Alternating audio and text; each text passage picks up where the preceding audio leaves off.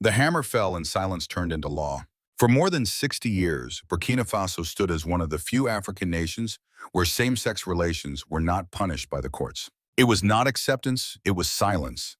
A silence inherited from independence in 1960 when colonial codes of criminalization were never written into its books. That silence ended in September 2025, when every hand in the transitional parliament rose in unison to declare homosexuality a crime. Overnight, neutrality became prohibition. Overnight, what was tolerated in the shadows became punishable in the light.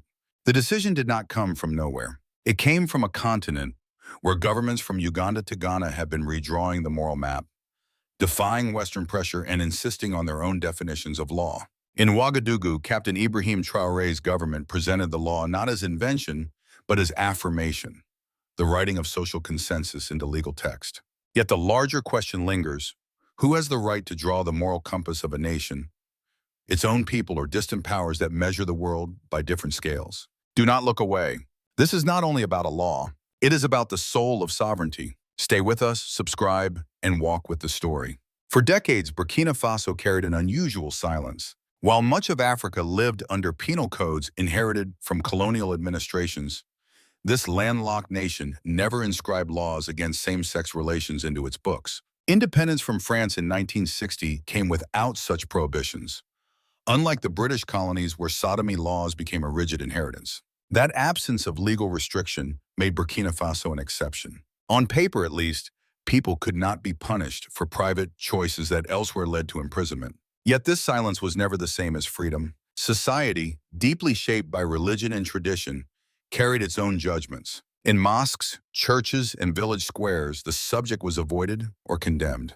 The courts might remain neutral, but social conservatism was never silent. This fragile equilibrium lasted for more than 60 years. Silence became the soil in which a peculiar neutrality grew. Same-sex couples did not march in the streets, nor did they seek recognition. They existed in the shadows, tolerated by absence rather than by acceptance. The state took no official stance, and in that lack of declaration, Burkina Faso stood out as one of the few African nations without criminalization. Yet silence is not an eternal shield. It waits to be broken. By 2024, the winds began to change. Captain Ibrahim Traoré, who had seized power in a coup 2 years earlier, sought to redefine the nation's identity. His transitional government introduced a draft amendment to the Family Code, the first time in the nation's history that homosexuality was formally defined as a criminal act. This announcement did not arrive in isolation. Across Africa, a wave was forming. In Uganda, one of the harshest anti-LGBT laws in the world shocked global observers with the inclusion of the death penalty for so-called aggravated offenses. In neighboring Mali, another junta had already enacted a ban. In Ghana, parliament debated restrictions. Nigeria's prohibitions remained firmly enforced. Burkina Faso was not inventing a new narrative.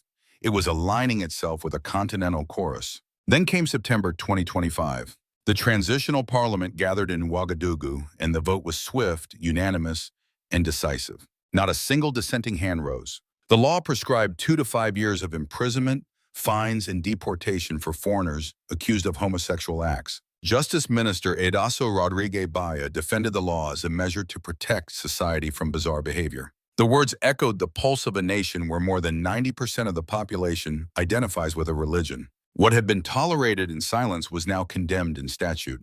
What was once neutral ground became a battlefield of identity. To understand the weight of that moment, one must see it not simply as a legal amendment, but as a turning point in the moral geography of the Sahel. Silence, like unplowed soil, had preserved neutrality. But law is the plow that cuts the earth. In passing this legislation, Burkina Faso turned silence into statement, neutrality into prohibition, and ambiguity into clarity. The silence that once distinguished it from its neighbors was over. The soil had been broken and a new seed planted. Yet the story cannot be reduced to one parliament or one law. This was the culmination of decades of tension between cultural conservatism and legal ambiguity, between societal norms and legislative silence. By voting unanimously, the parliament did not merely legislate, it declared alignment with the moral consensus of the nation. It mirrored the conversations long held in family gatherings, sermons, and cultural traditions. In this sense, the law was less an invention than an inscription, the writing of what already existed in the fabric of society. And yet, questions remain. Was this truly about protecting families and cultural values? Or was it about power, the ability of a transitional government to draw legitimacy by echoing popular sentiment in a nation beset by insurgencies, economic hardship, and the constant shadow of foreign influence? Was this law a shield of morality or a banner of sovereignty? The hammer had fallen, but the deeper meaning was still unfolding. The silence had been broken, but the echoes were only beginning. Would they resonate as unity at home or conflict abroad? The chamber was silent before the vote. Then came the rising of hands, one after another, until every member stood aligned. It was not a divided parliament, not even a narrow majority. It was unanimity. In September 2025, Burkina Faso's transitional legislature passed into law what had long been spoken in whispers: the criminalization of homosexuality. The hammer fell, and with it, 6 decades of silence collapsed into a single declaration. For those inside the chamber, the moment carried no hesitation. Justice Minister Idaso Rodriguez Baya justified the legislation as a shield against bizarre behavior. The phrase was not new. It echoed words already used in sermons, in family conversations, in neighborhood councils. To many in Ouagadougou and beyond, the law did not invent morality. It reflected the rhythm of daily belief.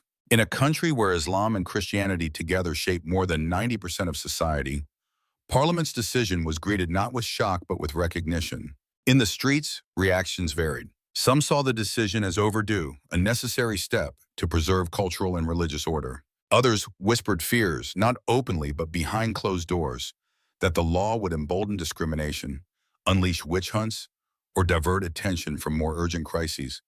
The insurgencies burning in the Sahel, the poverty-haunting households, the infrastructure yet to be built. But these hesitations were muted compared to the loud approval from pulpits and radio stations. For many, the law was a declaration of alignment between government and society. Internationally, however, the atmosphere was entirely different. Western headlines carried words like regression, intolerance, and crackdown. Comparisons were drawn immediately to Uganda, whose 2023 legislation had included the death penalty for so-called aggravated cases. Human rights organizations issued statements warning of persecution, loss of freedom, and potential abuse. The United Nations expressed concern. The World Bank and the European Union hinted at possible economic consequences, recalling the penalties imposed on Uganda after its own law passed. Washington, London, and Brussels weighed their words carefully, but the undertone was clear. Burkina Faso might face isolation. Yet this is precisely what made the decision resonate so strongly at home. To supporters, the law was not only about morality, but about sovereignty. It was a way of declaring, our laws are not written in Paris, Washington, or Geneva. They are written here. For Captain Ibrahim Traoré, struggling to maintain legitimacy amid insecurity and economic hardship, the symbolism was powerful. The unanimous vote projected unity. It cast him as a leader, not bending to external dictates, but standing firmly with the heartbeat of his people. The moment was also regional. Burkina Faso's choice did not stand alone, but became another chapter in a continental pattern. Mali, under its own military leadership, had already passed similar restrictions. Ghana debated its own. Nigeria's laws remained firmly enforced. Uganda had shocked the world. Across Africa, parliaments were not moving in isolation but in rhythm. To outside observers, it looked like a coordinated wave. To insiders, it felt like sovereignty rising in chorus. This is where the drama sharpened. The applause within Burkina Faso was mirrored by condemnation abroad. Rights groups warned of aid cuts, of sanctions, of investors turning away. Religious leaders within the country countered by celebrating the law as divine justice. Villages and towns held community prayers praising the government's stand. Diaspora voices clashed online, some defending cultural independence, others lamenting what they saw as a dangerous retreat from universal rights. But in politics, perception matters as much as reality. And perception in Burkina Faso was that their nation had acted not under duress, but in defiance. The parliament had not wavered. The vote was not close. It was unanimous, a rare spectacle in any legislature. That spectacle became a rallying point, a narrative of unity in a country otherwise divided by insurgency and hardship. The hammer had fallen, but it struck more than the law books. It struck at the heart of identity. For supporters, it was proof that the government listened to the cultural instincts of its people. For critics, it was evidence of distraction, a diversion from the urgent struggles of hunger, poverty, and war. For the world outside, It was another front in the clash between local sovereignty and global expectations. Applause filled the chamber, but outside its walls, pressure was mounting. Would Burkina Faso's moment of unity at home ignite storms of conflict abroad? The passage of the law was more than a legal act. It was a rupture in the social fabric. Overnight, what had been tolerated in silence became subject to punishment. For those belonging to the LGBT community, the shift was immediate and chilling. The threat of 2 to 5 years in prison, the prospect of fines, the possibility of deportation for foreigners, these were not abstract threats. They were realities written in the black ink of statute. Fear spread quietly. Many retreated deeper into secrecy. Others considered leaving the country. In a society where social conservatism already pressed heavily, the law amplified the weight.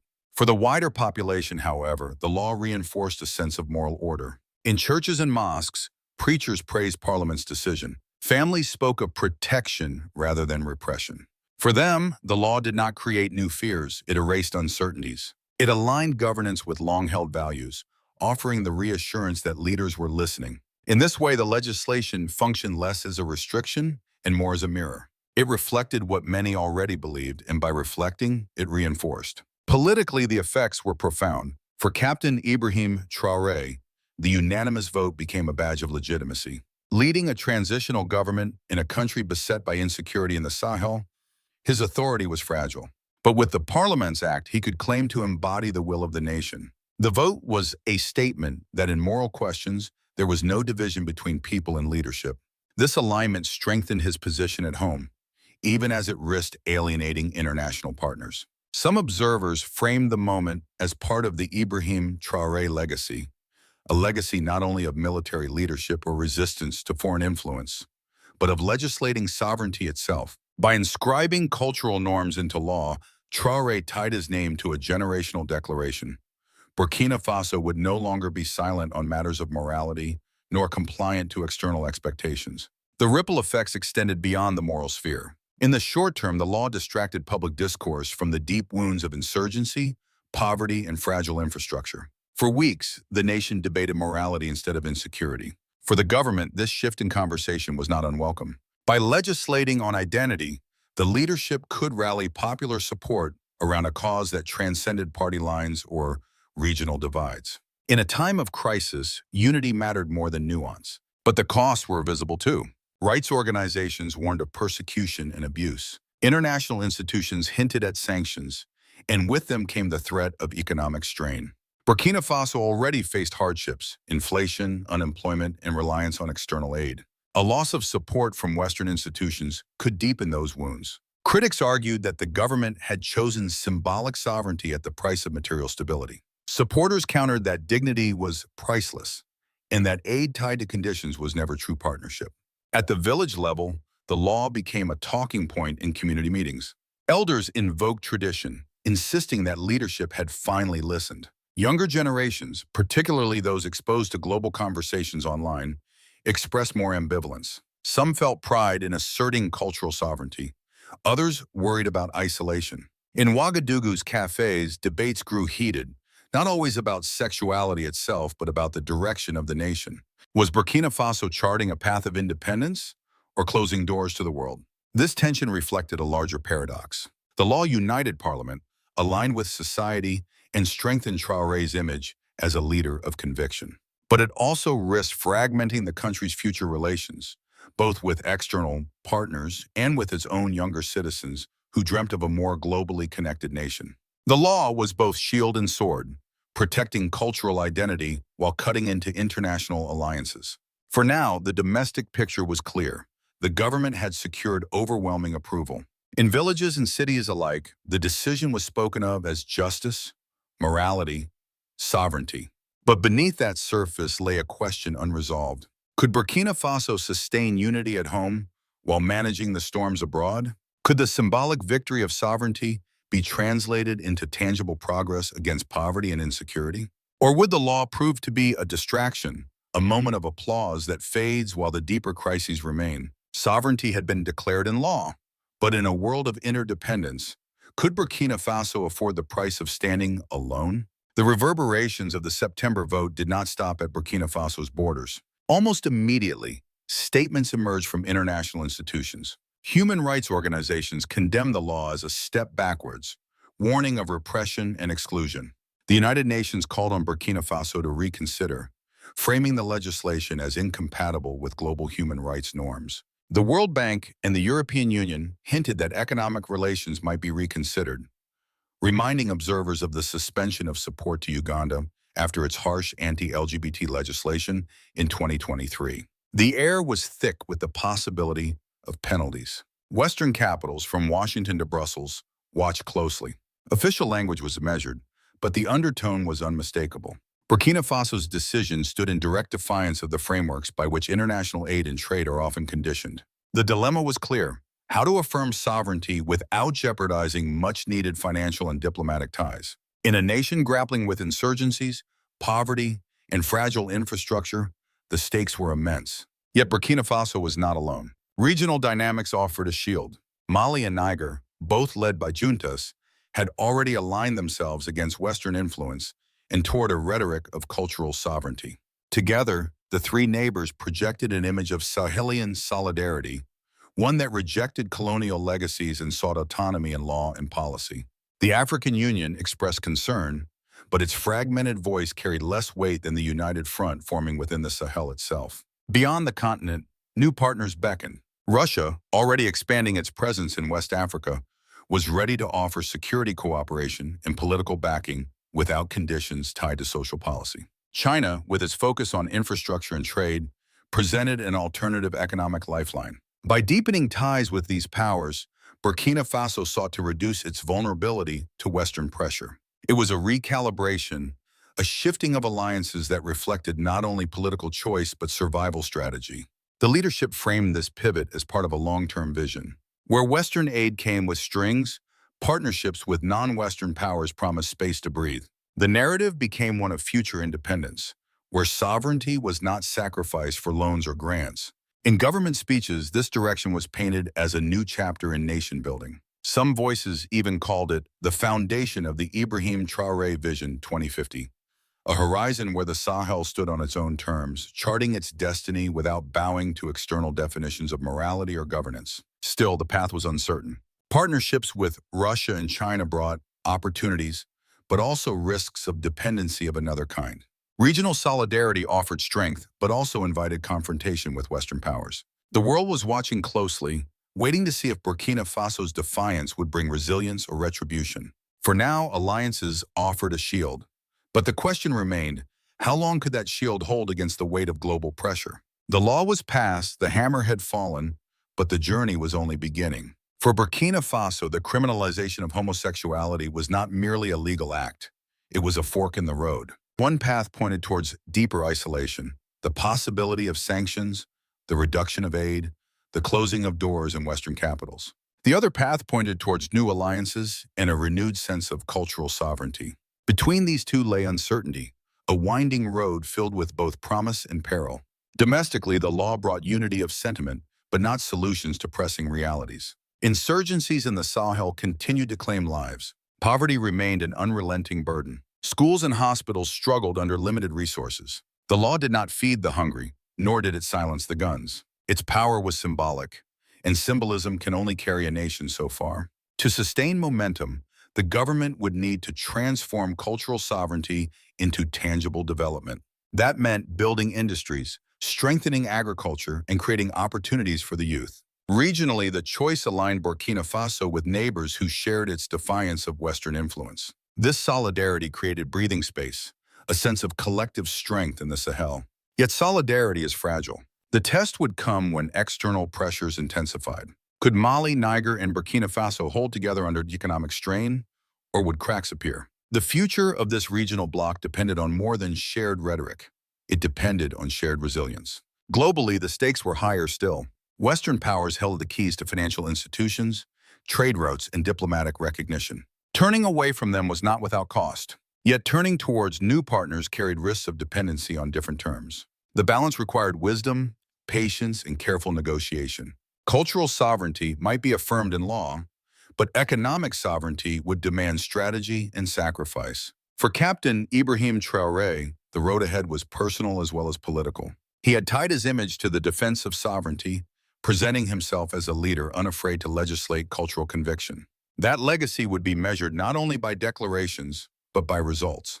Could he channel popular support into lasting reforms? Could he turn applause into bread on the table, jobs for the youth, and peace in the Sahel? Or would the law be remembered as a dramatic gesture overshadowed by unmet promises? The path forward is narrow, yet history is often written on narrow paths. From the soil of silence came a seed of sovereignty. Whether it grows into harvest or withers in isolation depends on choices made in the years ahead. The question is no longer whether Burkina Faso can speak with its own voice. It is whether that voice can carry across the storms of the future. Burkina Faso's unanimous vote was more than a statute. It was a declaration. For 60 years, silence had been the law. Now the silence has been replaced by words carved into the code of the nation. To some, this was protection of culture. To others, it was repression disguised as morality. But whichever lens one chooses, the truth remains. The country has chosen to inscribe its values into law, not to borrow them from outside. In the Sahel, where insecurity and poverty weigh heavily, symbolism matters. For Captain Ibrahim Traoré, the law has become a cornerstone of identity. Supporters frame it as part of the Ibrahim Traoré legacy, a legacy where sovereignty is not theory but practice, where dignity is written into the statutes of the land. Critics warn that such symbolism may distract from urgent realities. But for now, the resonance at home is undeniable. Internationally, the vote has raised as many questions as it has answered. Western institutions demand alignment with global norms, while new partners offer an alternative path. It is here that the rhetoric of sovereignty collides with the realities of global dependence. Can Burkina Faso navigate these storms without breaking? Can the vision of cultural independence endure in the face of economic hardship? The horizon stretches beyond today's conflict of values. The government speaks of the future in broader terms, of alliances and growth, of a Sahel no longer chained to the past.